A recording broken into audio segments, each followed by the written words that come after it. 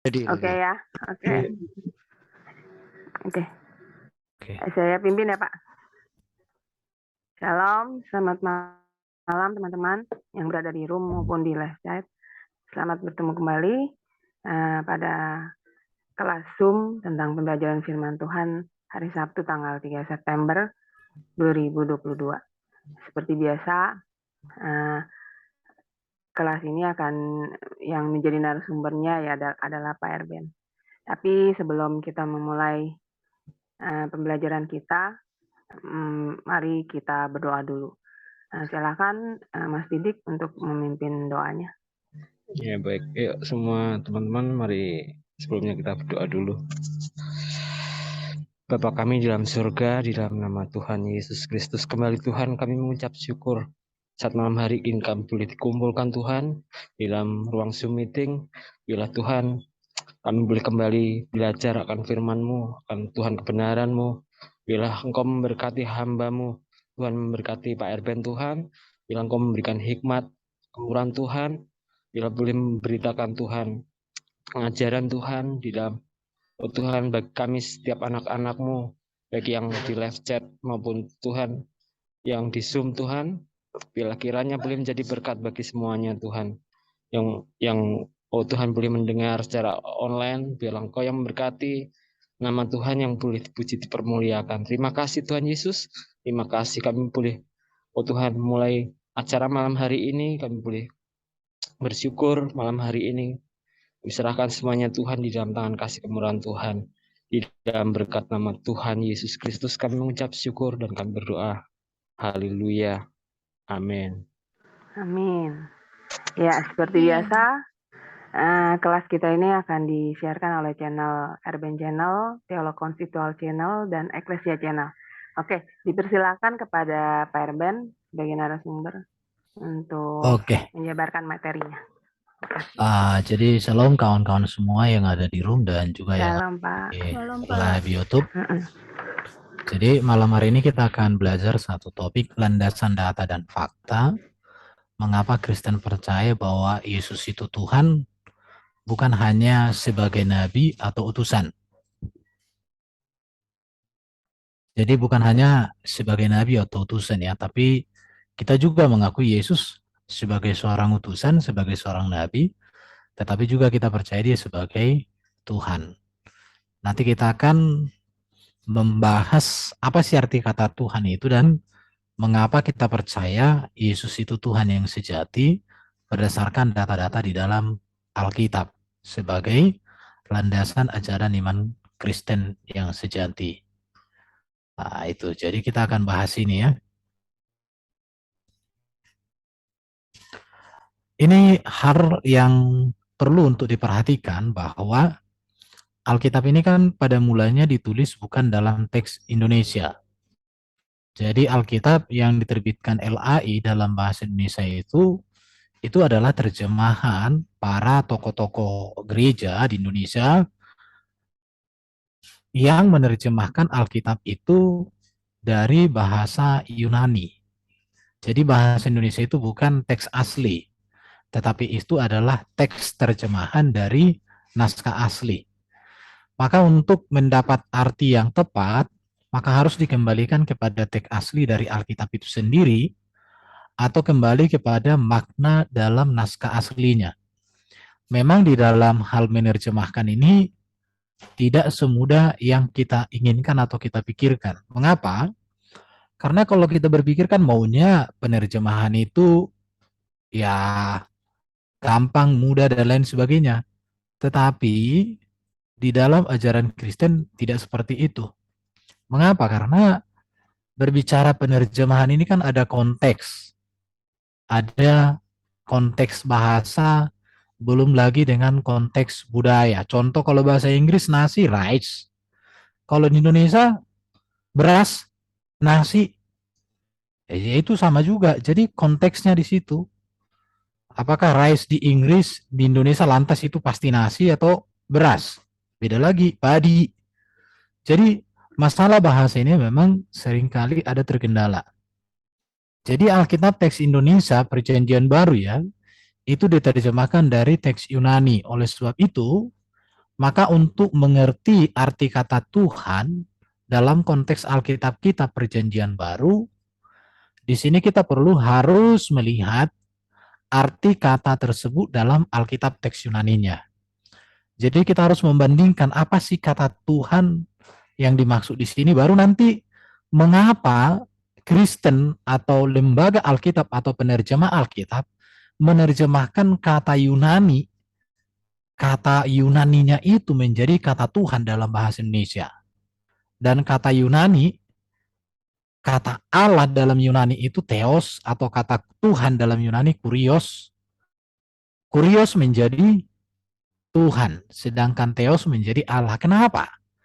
Jadi ini sebenarnya harus dipahami dulu.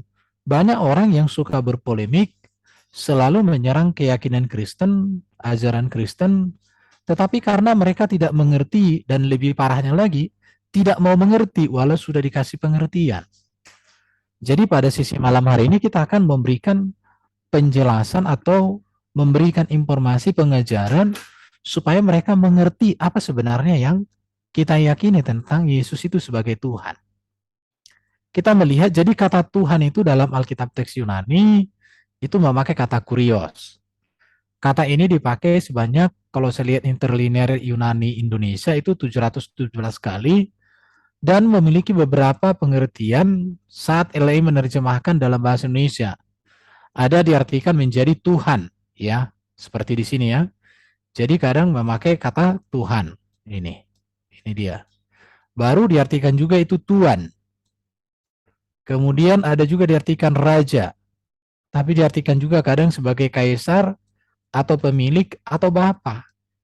Jadi kata Tuhan di dalam konteks Yunani kata kurios tidak serta-merta itu menunjuk kepada Allah Sang Pencipta, tetapi juga bisa menunjuk kepada seorang sosok yang terhormat seperti Tuan, ya, atau seperti kaisar, atau seperti seorang tuan. Nah, ini harus dipahami sebenarnya.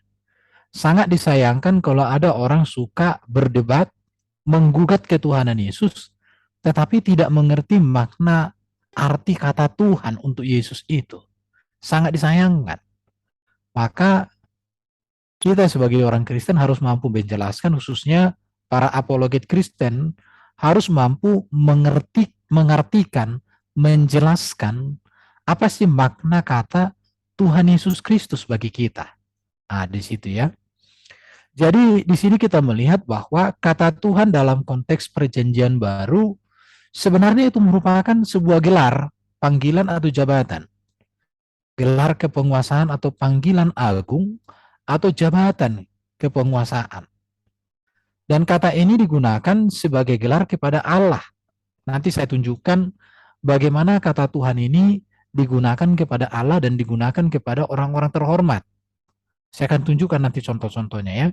Dipakai kepada Allah, dipakai kepada Yesus, dan dipakai kepada orang terhormat atau yang memiliki kedudukan di tengah masyarakat. Jadi sebenarnya penggunaan kata Tuhan ini luas artinya. Jadi kata Tuhan di dalam Alkitab itu tidak serta-merta artinya itu kepada Allah Bapa di surga Sang Pencipta alam semesta, tidak. Tetapi ini berbicara gelar atau kepenguasaan atau jabatan kepenguasaan atau panggilan hormat, panggilan agung di situ. Jadi kata Tuhan di dalam Alkitab yang kita pakai, yang diterbitkan oleh LAI terjemahan itu tidak mengikuti arti kata Tuhan di dalam KBBI. Nanti saya tunjukkan alasannya mengapa.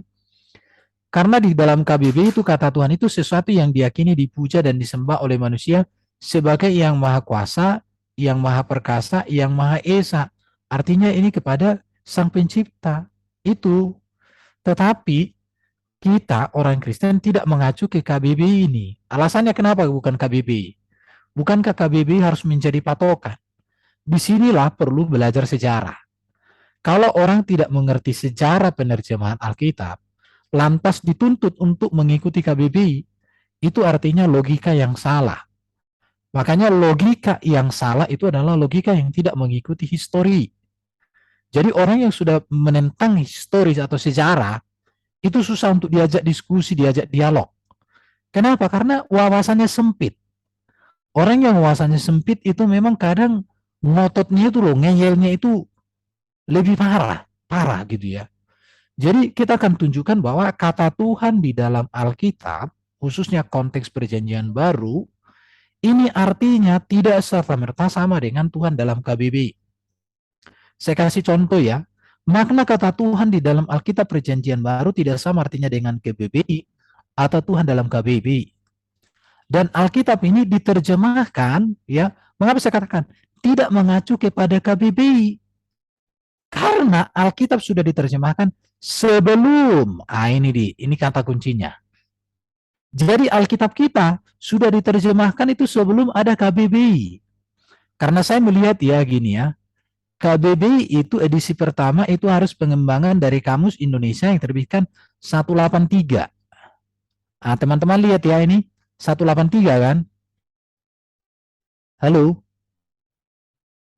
Iya Pak, dengar Pak. Iya Pak, Ya, Ini, dengar. Ya. nih.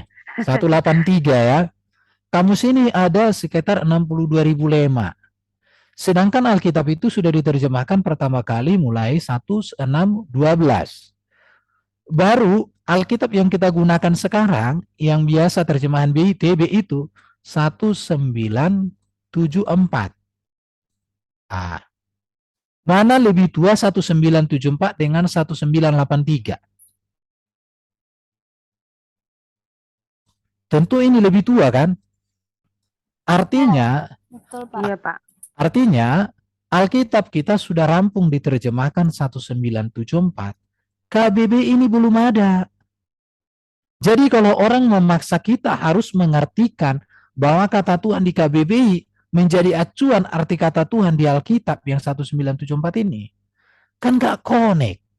Jadi artinya gini, logika sejarahnya atau logika berpikirnya itu tidak sesuai sejarah. Logika yang tidak mengikuti sejarah, ini nggak bisa diajak diskusi. Ini nggak bisa diajak lagi untuk kompromi. Namanya udah menentang sejarah. Betul Pak, pemaksaan. Jadi itu Iya, namanya betul. pemerkosaan kebenaran namanya itu. Iya Pak. Namanya pemerkosaan itu kan di mana-mana kasus pemerkosaan Pemaksaan itu Pak. berhubungan dengan hukum itu. Iya. Di situ. Jadi kita lihat ya contoh. Jadi ini kita lihat etimologi kata Tuhan. Ini harus dipahami. Kata Tuhan itu dalam bahasa Melayu berasal dari kata Tuan. Buku pertama yang memberi keterangan tentang hubungan kata Tuan dengan dan kata Tuhan itu ensiklopedi gereja. Ini yang harus diketahui ini ya. Bentar. Bentar ya. Ini. Oke. Jadi ini ensiklopedi gereja ini. Ensiklopedi gereja. Ini ya. Ensiklopedi gereja populer oleh Adolf Eucken 1976. Jadi gereja sudah punya ensiklopedi yang mengartikan bahwa kata Tuhan dengan kata Tuhan itu memiliki hubungan. Menurut buku tersebut, arti kata Tuhan ada hubungan dengan kata Melayu Tuhan yang berarti atasan, penguasa, atau pemilik. Kata Tuhan itu ditujukan kepada manusia atau hal-hal lain yang memiliki sifat menguasai, memiliki, atau memelihara. Digunakan pula untuk menyebutkan seseorang yang memiliki derajat yang lebih tinggi atau seseorang yang dihormati. Penggunaan lumrah digunakan bersama-sama atau disertakan dengan kata lain, mengikuti kata Tuhan sendiri, misalkan tuan rumah, tuan tanah, dan sebagainya. Dalam bahasa Inggris ini Lord. Orang yang mengerti bahasa Inggris sebenarnya sangat mudah memahami bahwa Lord dengan God itu beda. Teman-teman yang pintar bahasa Inggris pasti ngerti itu. Jadi kata Tuhan di sini sepadan dengan kata Lord kalau bahasa Inggris, sepadan dengan kata Kurios dalam bahasa Yunani, sedangkan Allah sepadan dengan kata God dan kata Theos dalam teks Yunani. Jadi di sini butuh kejelian atau kesungguh-sungguhan untuk membaca. Jadi kata Tuhan itu artinya di sini penguasa, pemilik, atau atasan. Jadi ini memelihara. Jadi ketika kita mengatakan Tuhan Yesus, itu berbicara kepenguasaan. Bagaimana sih kepenguasaan Yesus itu? Bagi kita orang Kristen, Yesus berkuasa di bumi di surga. Jadi ke situ nanti penjelasannya. Bagi kita orang Kristen, Yesus berkuasa mengampuni dosa. Bagi kita orang Kristen, Yesus berkuasa membawa kita ke surga, berkuasa mengalahkan iblis, berkuasa atas alam semesta, berkuasa atas badai, berkuasa atas iblis setan, atas kerasukan. Itulah ketuhanannya. Maka saya selalu ulang-ulang katakan, ketuhanan Yesus itu adalah kemesiasannya. Ini kalau dibaca contoh, ahli bahasa Remi Shalodo menemukan bahwa perubahan kata Tuhan ini, kata Tuhan atau kata Tuhan bersifat nisani menjadi Tuhan bersifat ilahi bermula dari terjemahan Alkitab.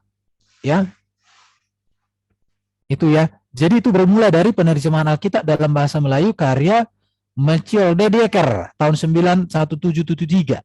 Dalam terjemahan sebelumnya kata suci Nasrani Melayu berasal dari terjemahan Brouwerius yang muncul 1668.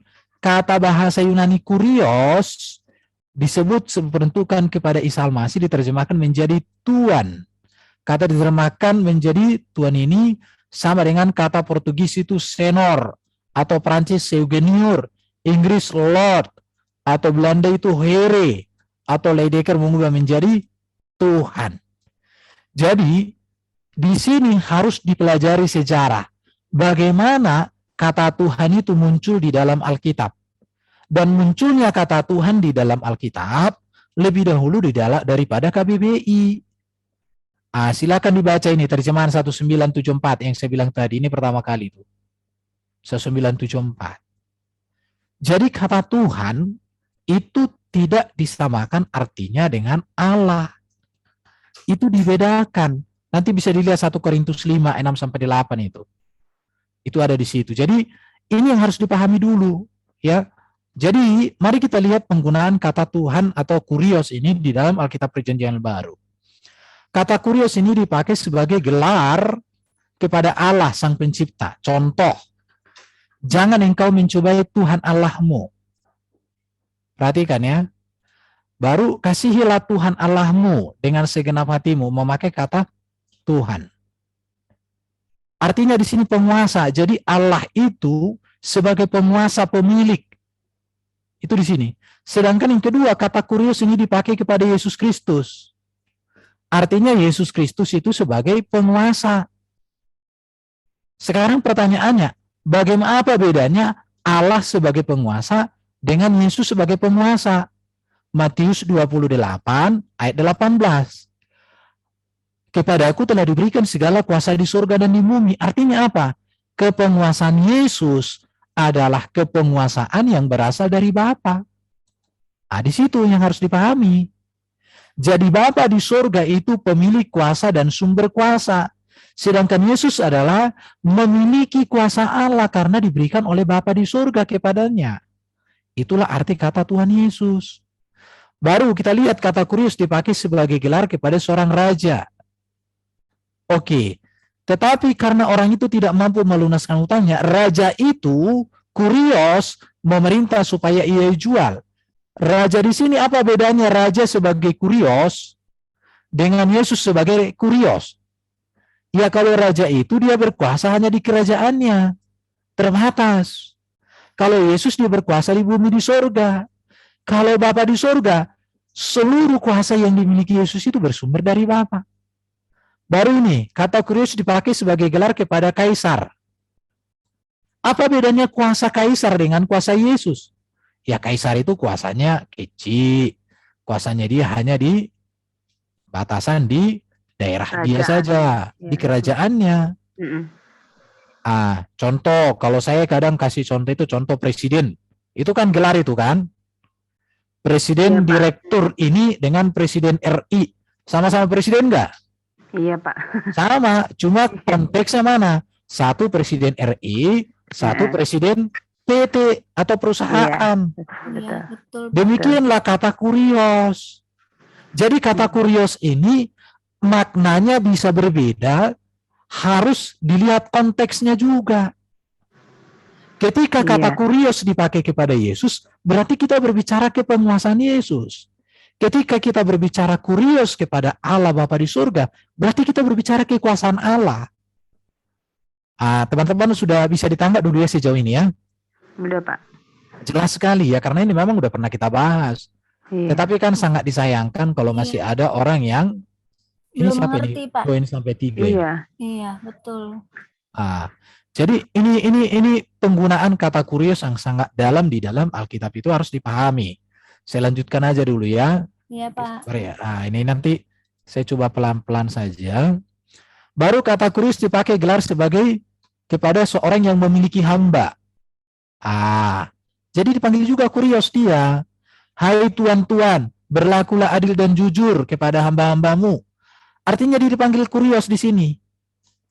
Artinya dia penguasa atas siapa? Atas hambanya doang. Dengan hamba tetangga, enggak, beda lagi. Baru kurios dipakai sebagai gelar kepada Abraham. Sarah taat kepada Abraham dan menamai dia tuannya, kuriosnya. Artinya bahwa Abraham itu menjadi tuan bagi Sarah istrinya, dihormati. Kata kurios dipakai sebagai panggilan kepada pemilik keledai. Yang waktu Yesus naik keledai itu loh ke Yerusalem, yang ada keledai Iya, Pak. tertambat itu, yang menambatkan itu disebut kurios autos itu. Artinya pemilik kedua di sini, orang kedua. Sedangkan Yesus pemilik pertama, tapi enggak ke situ kita. Jadi artinya di sini bahwa kata kurios ini di dalam Alkitab itu tidak selalu artinya itu kepada Sang Pencipta, enggak. Pahami dulu konteks kata kurios itu apa, sehingga kita mengerti maknanya. Kata kurios dipakai sebagai panggilan terhadap seorang bapa. Ini ya. Baru kata kurios dipakai kepada malaikat. Ia menatap malaikat itu dan dengan takut ia berkata, ada apa Tuhan? Jawab malaikat itu. Jadi kata Tuhan di sini berbicara kepada sosok yang sangat mulia dan agung. Saya harap teman sudah pasti mengerti yang saya maksud ini ya. Ada mau ditanya enggak? Udah jelas enggak ini? Teman-teman. Itu Pak, siapa tadi Mas Didik itu tanya. Ya. Berarti pada tahun 1947 kata Tuhan memang berarti Tuan yang berkuasa. Bukan Iya. seperti kata Tuhan dalam KBBI tahun 1983 yang berarti Sang Pencipta. Iya, Ya. betul. Iya. Bahkan kalau saya membuat kalimatnya begini, kata Tuhan itu produk gereja. Gereja yang menggunakan itu. Jadi ketika KBBI memakai kata Tuhan itu masuk dalam bahasa Indonesia, seharusnya mereka menuliskan sejarah etimologi kata Tuhan itu dari mana asalnya. Jangan asal dipakai kata Tuhan itu dibuat pengertian baru, tapi melupakan sejarah kata Tuhan itu, kan harus begitu. Jadi kata Tuhan itu kalau saya klaim-klaim lah ya, kayak orang lain klaim, ya kata Tuhan itu milik Kristen itu pertama kali. Karena Kristen yang mengembangkan itu dari kata Tuhan. Siapa yang protes? Itu. Jadi makna kata Tuhan atau kurios bagi Yesus Kristus di sini ya. Kata kurios dalam makna harafiah menunjuk kepada sebutan penghormatan, kepenguasaan atau kepada sesuatu yang dipertuan. Pada saat Yesus hidup di atas dunia ini, kata kurios yang digunakan orang-orang sejamannya untuk menyapa dia, seogiannya dimengerti sebagai sebutan penghormatan. Bisa sebagai tuan atau pak atau mister atau sir ya. Dan itu jadi artinya penghormatan itu. Namun ketika Yesus telah dimuliakan, sebutan kurios Tuhan untuk Yesus itu mempunyai makna sebagai penguasa atau yang dipertuan. Jadi kata Tuhan kurios di sini tak langsung menunjuk kepada Allah Theos. Itulah sebabnya sebutan Allah Theos bagi Sang Bapa itu dibedakan penggunaannya dengan sebutan kurios bagi Yesus Kristus. Sehingga Tuhan Yesus, ini saya coba bagi ini. Sehingga ini ya, karena kita kelas belajar, sehingga Tuhan Yesus maknanya bukan Allah Yesus, namun Sang Penguasa Yesus, itu ya, Sang Junjungan Yesus. Hal ini dibuktikan dalam penggunaan ayat-ayat Alkitab seperti berikut. Contoh, Yesus adalah Tuhan. Allah telah membangkitkan dia dari antara orang mati. Kan di sini kita lihat Yesus adalah Tuhan, Allah telah membangkitkan. Kalau Tuhan dengan Allah artinya sama, ini kalimat udah rancu. Mengerti nggak kawan-kawanku? Ngerti Pak. Oke, supaya ini ya. Baru Allah yang membangkitkan Tuhan. Loh, kok artinya Allah membangkitkan Tuhan itu gimana ini? Jadi kalau orang tidak mengerti kata Tuhan seperti yang kita jelaskan di awal tadi, maka ke ayat ini nggak bisa dipahami nih. Allah membangkitkan Allah. Allah yang satu tak kelihatan, Allah yang satu kelihatan. Ada dua Allah. Kan lucu. Rancu. Iya, Tapi iya, kalau Kak. Allah membangkitkan Tuhan, artinya di sini Yesus. Yesus sang penguasa itu dibangkitkan oleh Bapa. Baru dikatakan lagi di sini ya, satu Allah saja yaitu Bapa, satu Tuhan saja yaitu Yesus Kristus. Masa dibilang kalau Allah sama dengan Tuhan, artinya di sini berarti satu Allah saja yaitu Bapa, satu Tuhan saja yaitu Bapa. Apakah Yesus itu adalah Bapa? Rapot. Ini bidak nanti oneness. Iya. Jadi kata Allah dengan kata Tuhan memang benar-benar beda artinya.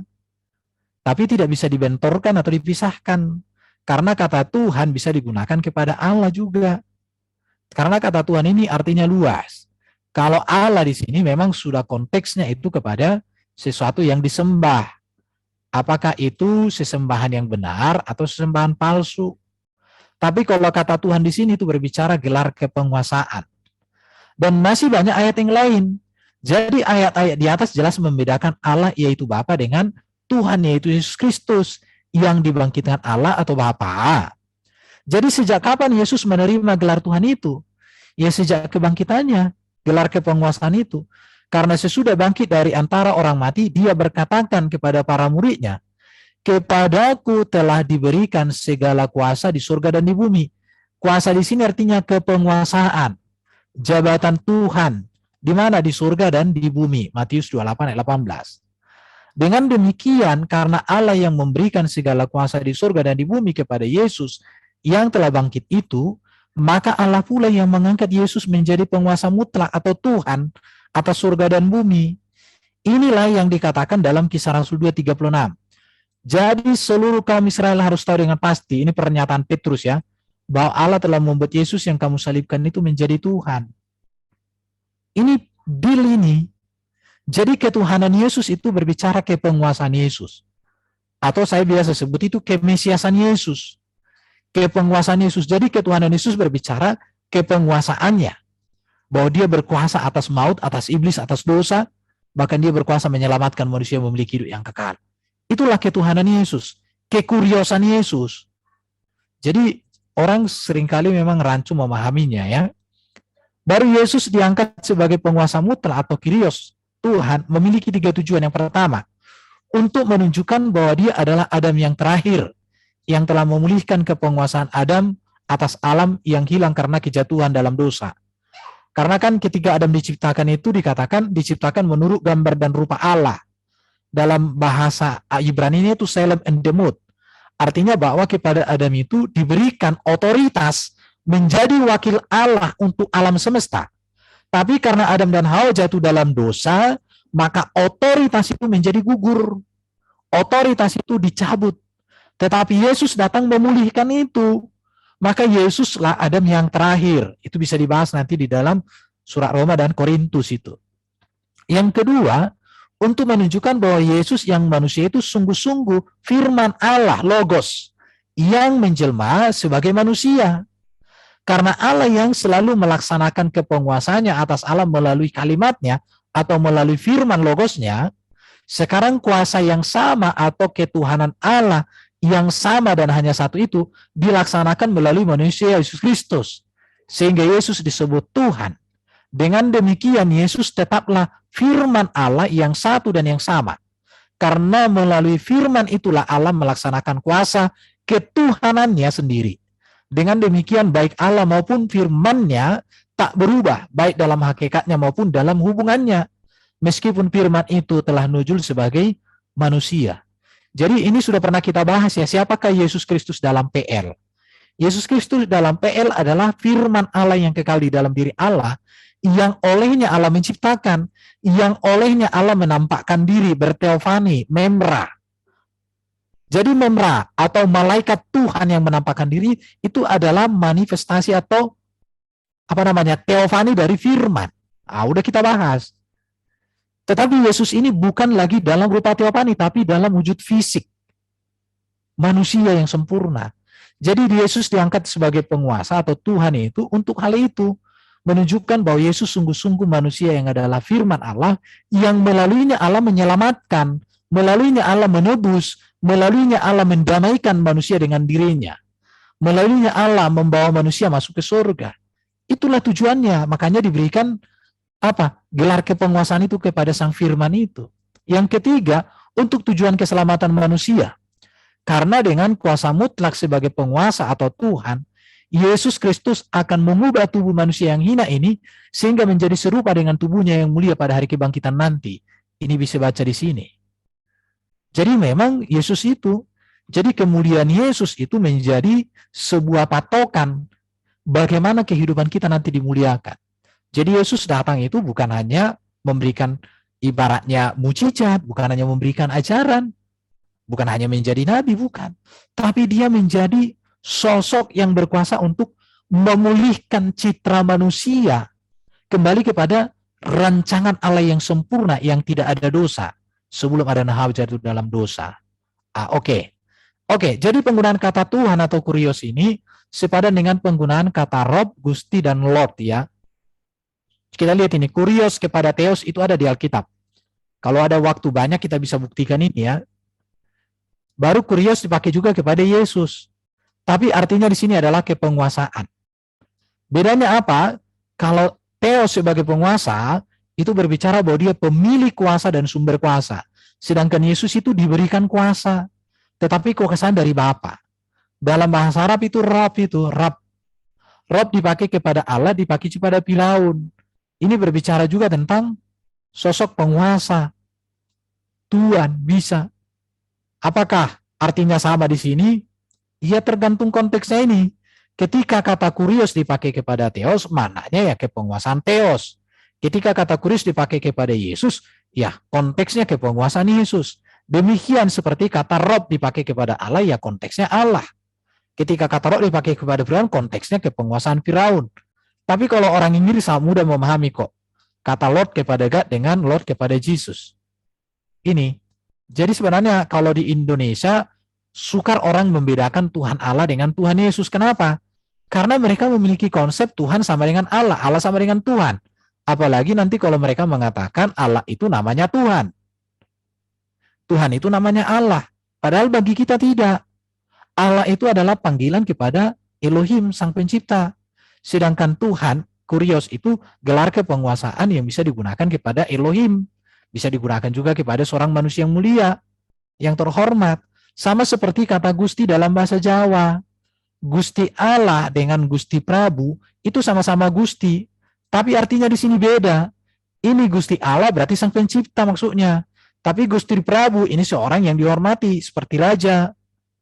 Jadi ini kata kurios dengan kata Rob, dengan kata Lord, dengan kata Gusti, itu padanan yang sama dengan kata Tuhan. Dalam konteks Alkitab, yaitu LAI. Nah ini. Jelas nggak teman-teman sampai di sini? Jelas Pak.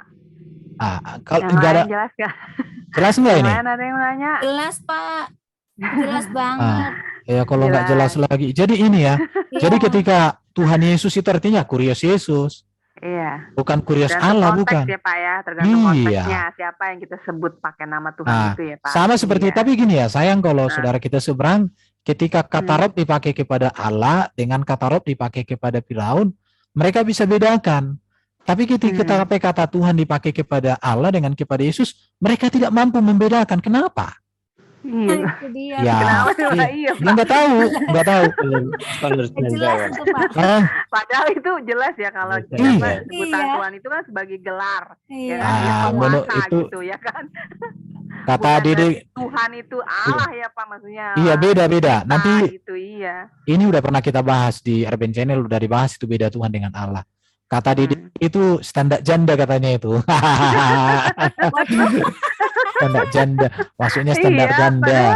Padahal jelas banget Pak Erben kan udah menjelaskan bahwa Tuhan Iya. itu adalah gelar atau jabatan. Oke, Ya oke, bukan oke. berarti Tuhan itu pencipta. Jadi, oke. Iya. Saya lanjutkan ini ya, karena masih Ya. ada acara nanti. Jadi bukti Yesus dipanggil Tuhan itu, yang pertama malaikat loh. Ya, menyebut bahwa Yesus adalah Tuhan. Hari ini telah lahir bagimu juru selamat, yaitu Kristus Tuhan. Kata malaikat loh ini. Malaikat aja udah mengatakan Yesus Tuhan. Ya wajarlah kita mengatakan, kita mengikuti. Malaikat ini kan Gabriel ini. Elizabeth memanggil anak dalam rahim Maria sebagai Tuhan. Siapakah aku ini sampai ibu Tuhanku datang mengunjungi aku? Mana di dalam rahim. Kenapa? Karena dia sosok Mesias. Makanya saya katakan ketuhanan Yesus itu adalah kemesiasannya. Artinya kepenguasaannya, dan kepenguasaan itu dinyatakan setelah kebangkitannya. Di situ. Jadi sudah full kepenguasaannya itu dinyatakan. Kemudian dikata Yesus sendiri juga kok mengakuinya. Dalam Matius 12 ayat 18, karena anak manusia adalah Tuhan atas hari Sabat. Dikatakan dia Tuhan atas Sabat, anak manusia. Siapa anak manusia? Dirinya. Yohanes 13, akulah Tuhan dan gurumu. Jadi perhatikan ya, malaikat, Elizabeth, Yesus sendiri. Loh. Apa ini? Oke, Yesus sendiri. Kemudian murid-muridnya memanggil Yesus sebagai Tuhan. Tuhan, izinkan aku pergi dahulu menguburkan ayahku. Tuhan, tolong kita binasa. Murid-muridnya. Jadi kalau ada orang protes, Yesus Tuhan, Tuhan katanya. Orang ini kenyataan. Tapi sayang banget kalau mereka tidak mau mengerti. Orang buta memanggil Yesus sebagai Tuhan. Mereka menjawab, iya Tuhan, kami percaya. Jadi banyak orang memanggil, yang berikut kita lihat. Perempuan Kanaan memanggil Yesus sebagai Tuhan. Kasihanilah aku ya Tuhan, anak Daud. Artinya di sini Tuhan, kepenguasaannya. Bahwa Yesus itu berkuasa menyembuhkan. Kemudian di sini orang tua yang anaknya sakit ayan memanggil Yesus sebagai Tuhan. Tuhan kasihanilah anakku, dikatakannya. Ia sakit ayan dan sangat menderita. Ia sering jatuh ke dalam api dan juga sering ke dalam air. Yang berikut kita lihat, Zakheus memanggil Yesus sebagai Tuhan. Tuhan setengah dari milikku, ini kan.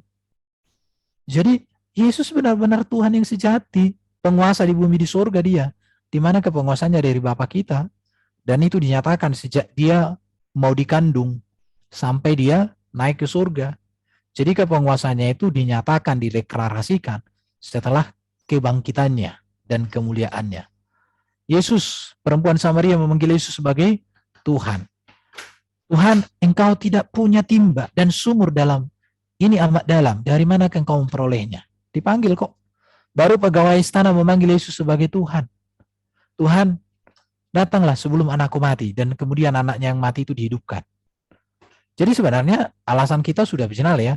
Semua orang yang melihat perbuatan Yesus, yang mendengar pengajaran serta menyaksikan teladan Yesus, dan teladan hidup Yesus itu memanggil Yesus sebagai Tuhan. Maka Kisah Rasul 1 ayat 16. Maka datanglah mereka, artinya semua orang percaya. Berkumpul di situ.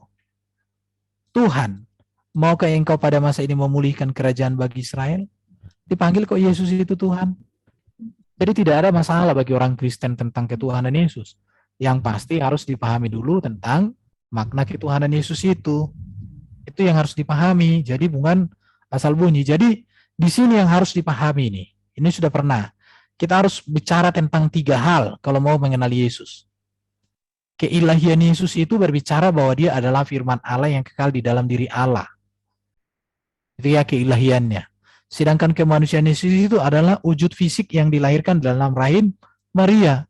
Ketuhanan Yesus berbicara tentang kemesiasannya. Bahwa dia adalah Mesias yang datang di dalam dunia melalui rahim Maria. Di mana kemesiasannya itu dinyatakan sempurna pada saat kemuliaannya setelah kebangkitan dari kematian itu. Di situ. Jadi tidak. Kalau ini dipahami secara kronologisnya, luar biasa pemahaman. Jadi keilahian Yesus dan kemanusiaan Yesus dan ketuhanan Yesus itu satu hal, satu paket yang harus dikenal secara utuh. Bisa dibedakan tapi tidak boleh dibenturkan. Tidak boleh dipisahkan. Jadi keilahian Yesus ini harus benar-benar dimengerti bahwa dia firman Allah. Kemanusiaan Yesus benar-benar harus mengerti bahwa dia adalah manusia yang lahir dari rahim perawan Maria. Ketuhanan Yesus ini berbicara kepenguasaan, kemesiasanannya. Bahwa dia adalah penguasa, dia raja, dia Tuhan di atas segala Tuhan. Jadi, kalaupun kita mengatakan kata Tuhan itu bukan harusnya Tuhan, nggak masalah.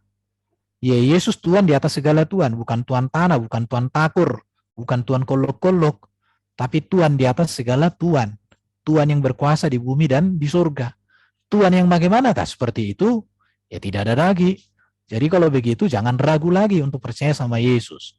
Itulah dulu materi kita malam hari ini. Masih ada waktu kah? 7 menit, Pak. Udah mau habis ini. Iya. Ya. Ada Ya sudahlah. udah jelas? Teman-teman, bagaimana? Jelas, Sudah Pak. jelas. Nanti Jelas, Pak. iya, Jelas ya. jelas. Perbedaan Karena antara Tuhan udah ya. pernah ya kita ya Udah belajar. berkali-kali ya kita di di Iya. kelas ini ya, pelajaran ini. Ya, boleh, oke lah Pak. Udah cukup kali ya. Oke ya teman-teman ya. Iya. Jadi saya pikir udah jelas ya kelas kita Iya. malam hari ini. Betul Pak. Mas Gitu, Didiki Pak.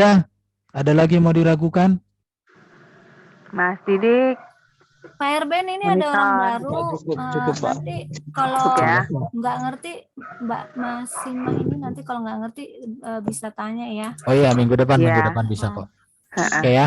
Minta Iya, oke. satu orang berdua untuk ini. Siapa?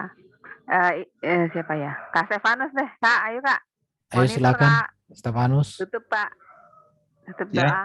Doa Ya, tutup penutup. doa. Iya. Oke, udah selesai ya? Ya. Tidur ya Kak. Enggak juga. Aku dengar tutup tadi. Ya udah, itu tutup Kak. Udah ya. Ya. Bapa di dalam surga, kembali kami mengucap syukur kepadamu ya Tuhan. Malam hari ini pembelajaran Alkitab yang begitu jelas, begitu gamblang yang sudah kami dengar Tuhan. Dan kami percaya Tuhan, oleh karena kuasa-Mu, kami boleh diberi kuasa untuk mengerti dan belajar untuk melakukan kebenaran firman Tuhan.